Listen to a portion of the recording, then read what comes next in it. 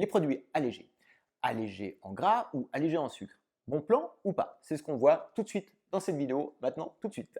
Alors, beaucoup de gens, et moi j'en connais personnellement, sont persuadés, sont un petit peu accros aux produits light, qui peuvent être effectivement allégés en sucre ou allégés en gras.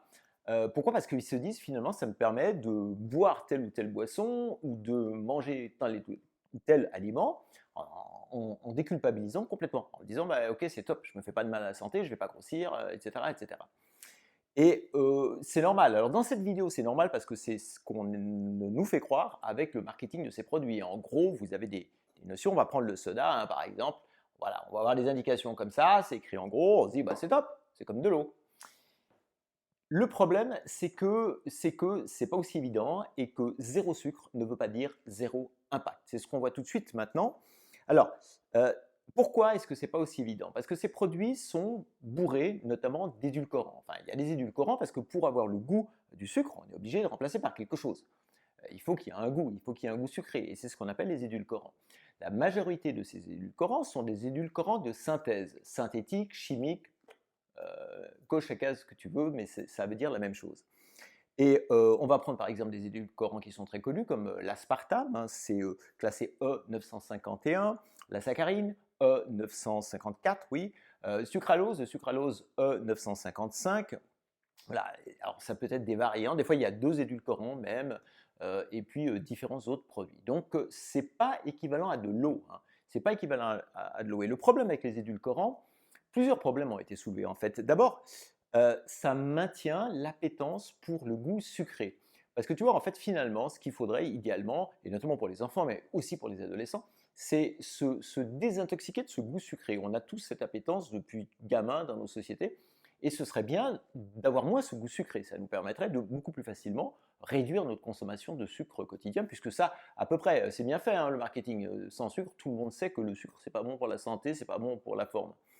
Alors, en mettant des édulcorants, en consommant quotidiennement, et régulièrement des produits avec des édulcorants, on maintient cette appétence pour notre goût sucré. Premier point. Deuxième point, certaines études ont montré, ou tendent à montrer en tout cas, que ces édulcorants trompent notre organisme en leur faisant croire, en quelque sorte, via le goût sucré, qu'on ingère du sucre. Du coup, la réaction de l'organisme est quasiment similaire, c'est-à-dire pic d'insuline pour calmer tout ça, et pour calmer le taux du glucose sanguin, et puis du coup, évidemment, on a le même type de réaction. Donc on n'a pas les effets escomptés. Ça, il y a des études qui l'ont expliqué, et puis bon, il y a le débat est encore lancé par rapport à ça. Donc ça contribue à perturber notre métabolisme du glucose. Ça perturbe aussi notre flore intestinale, hein. Ce ne sont pas des produits complètement innocents, donc ils peuvent perturber notre flore intestinale. Donc rien que pour ça, c'est déjà des arguments qui montrent que ce n'est pas un verre d'eau, ce n'est pas un verre d'eau avec un petit peu de citron dessus, ce n'est pas un thé, ce n'est pas une tisane, et ce n'est pas un café non plus. Voilà, il y a d'autres choses dedans. Euh, Maintenant, qu'en est-il de la... Parce que beaucoup de gens qui prennent ces produits se disent, bah, comme ça, je vais rester fit, je vais rester mince, ou alors je ne vais pas trop grossir. Ah, j'ai quelques kilos en trop, je ne vais pas trop grossir. Voilà. Alors, par rapport à ça, rien n'a été prouvé à l'heure actuelle, au contraire, puisque justement par rapport à ce que je viens de dire auparavant, s'il y a des pics de glycémie quand même, ça, et puis on va avoir tendance aussi à en consommer plus de ces produits, parce qu'on se dit finalement ils sont relativement innocents, ça ne sert pas à grand-chose, hein. Je vais citer, une fois n'est pas coutume, je vais citer une organisation très officielle, c'est l'ANSES, l'Agence nationale de sécurité sanitaire de l'alimentation, etc., etc. Le titre est assez long. Et je vais citer exactement mot pour mot ce qu'elle dit sur son site internet, cette agence. Il n'existe pas d'éléments probants permettant d'encourager, dans le cadre d'une politique de santé publique, la substitution des sucres par des édulcorants intenses, ces fameux édulcorants de synthèse. Et toujours selon l'ANSES, il n'a été démontré aucun bénéfice de la consommation d'édulcorants intenses sur le contrôle, alors attention, du poids, de la glycémie chez les sujets diabétiques et de l'incidence, plutôt du diabète de type 2. Voilà, en gros, il n'y a rien qui a été démontré du tout par rapport à ça. Et le fait que tous ces produits aient effectivement des gros placards sans sucre, zéro calories ou diète, des fois c'est écrit même diète comme si c'était un produit diététique, c'est simplement une astuce marketing. Voilà, s'ils font leur job, hein, les pros du marketing de ces grandes compagnies agroalimentaires, pour nous expliquer qu'il n'y a aucun danger, c'est comme de l'eau. En fait, c'est ce qui est sous-entendu, en tout cas, hein. Bon, donc, ce n'est pas des produits innocents. Et le piège, parce qu'il y a un problème avec ça, le piège, ce n'est pas tellement d'en consommer de temps en temps.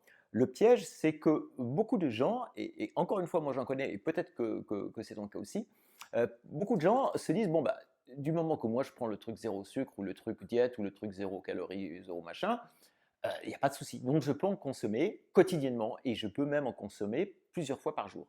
Ça, c'est vraiment le gros problème.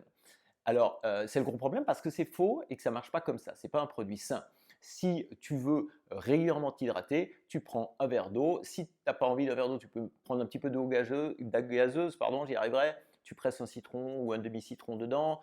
Tu peux prendre des tisanes, tu peux prendre du rooibos, tu peux prendre du thé, tu peux prendre du café de temps en temps. Il n'y a pas de souci.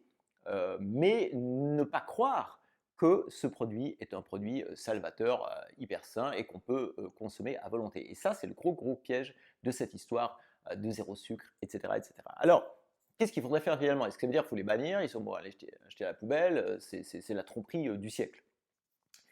Bon, à mon sens, il y a une forme de tromperie marketing, mais la réalité, c'est que personnellement, je suis très attaché au concept de manger sainement et de manière goûteuse, mais saine 80% du temps, et puis de garder 15-20% jusqu'à 20% pour les petits caprices.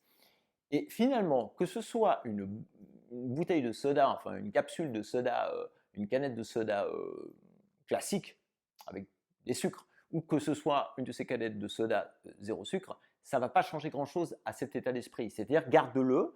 Mon conseil, c'est de le garder pour les 15-20% de cheat meal, de trucs pas politiquement corrects, de pas diététiquement corrects surtout.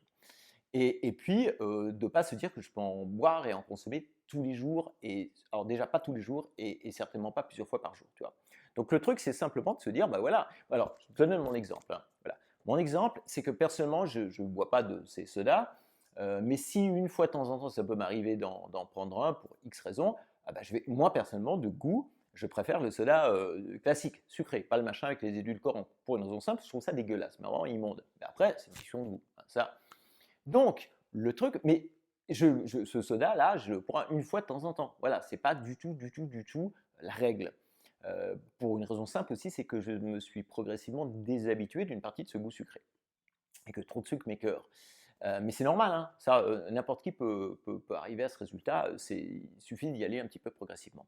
Donc voilà, ce que je voulais dire, c'est dans cette vidéo, attirer l'attention sur le fait que ces produits zéro sucre, ces produits diète, ces produits zéro calories, etc., c'est un piège. On remplace toujours quelque chose par autre chose, hein. D'ailleurs, dans une autre vidéo, on parlera des produits allégés en gras, mais c'est la même chose, on va remplacer par autre chose.